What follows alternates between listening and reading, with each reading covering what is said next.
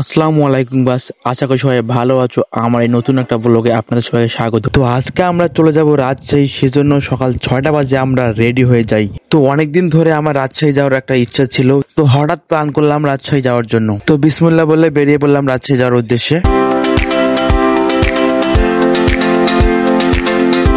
তো সামনে কিছু দূর গিয়ে বাজারে আমরা একটা হোটেলে সকালের ব্রেকফাস্টটা সেরে নেই এবং বাইকের তেল নিয়ে আবারও বেরিয়ে পড়ি রাজশাহী যাওয়ার উদ্দেশ্যে।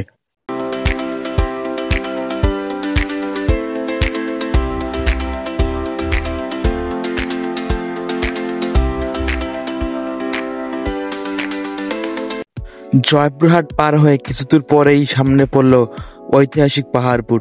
তো আমরা সেখানে গেলাম ঢোকার জন্য। তো সেখানে পৌঁছে আমরা টিকিট কাটার জন্য টিকিট কাউন্টারে যাই। এখানে এসে থেকে টিকিট কাউন্টার এখনো খোলেই নেই এবং গেটও খোলে নেই। একটু ওয়েট করার পর আরো দুজন আসলো, তারপর আমরা টিকিট কেটে ভেতরে প্রবেশ করলাম।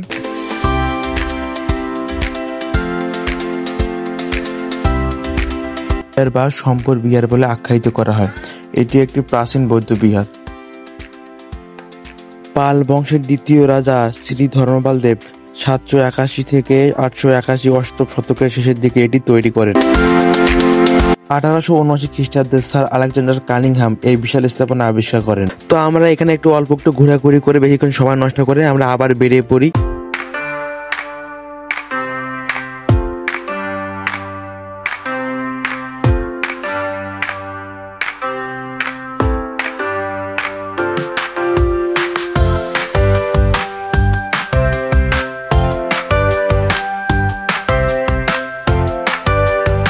এখন যে আপনারা স্থাপত্য দেখতে পাচ্ছেন, এটা হচ্ছে নাটোরের কুসুম্বা মসজিদ। মসজিদটি প্রায় 500 বছর পুরনো।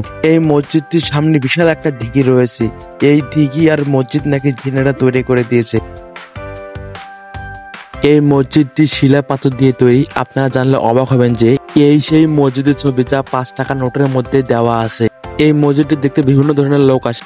এখানে এসে লক্ষ্য করলাম মসজিদের ভিতর বিশেষ একটি জায়গায় মহিলারাও এখানে আল্লাহর কাছে প্রার্থনা করতেছে। তো আমরা অল্প কিছুক্ষণ এখানে ঘোরাঘুরি করে আমরা আবার বেরিয়ে পড়ি রাজশাহী যাওয়ার উদ্দেশ্যে।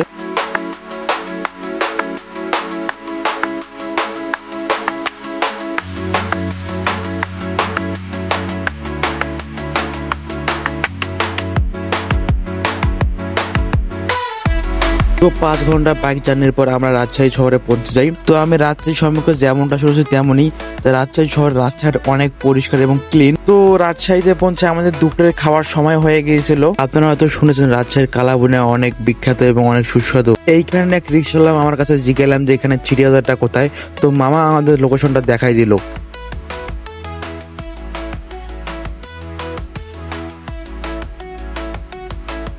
তো আমরা সিটি বাজারে এসে দেখি এখানে অনেকগুলা কালাভুনার দোকান রয়েছে।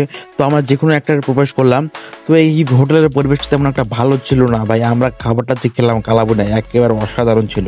তো পেট ভরে খাওয়া দাওয়ার পর আমরা আবার বেরিয়ে পড়লাম রাজশাহী শহর ঘুরে দেখার জন্য। প্রথমেই আমরা চলে যাই পদ্মাপাড় মুক্তমঞ্চ। জায়গাটা দেখে অনেক ভালো লাগলো, কি সুন্দর একটা পরিবেশ, ওয়েদারটা অনেক ভালো ছিল।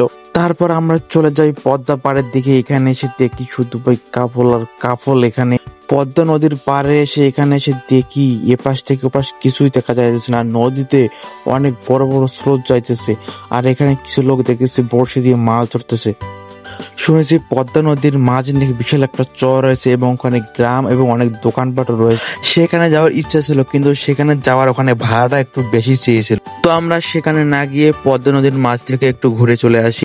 রাজশাহী আসার মূলত 2টা কারণ। এক হচ্ছে পদ্মা পাড় ঘুরতে যাওয়া, 2 হচ্ছে রাজশাহী ইউনিভার্সিটি ঘুরে দেখা। পদ্মা পাড় থেকে আমরা ব্যাক করে আবার চলে যাই আমরা রাজশাহী ইউনিভার্সিটিতে এসে একটু ঘোরাঘুরি করলাম, ছবি তুললাম। এখানে পরিবেশটা অনেক সুন্দর ছিল। তো সম্পূর্ণ ব্লগটি দেখার জন্য আপনাদের সবাইকে ধন্যবাদ। দেখা হবে পরের কোনো ব্লগে।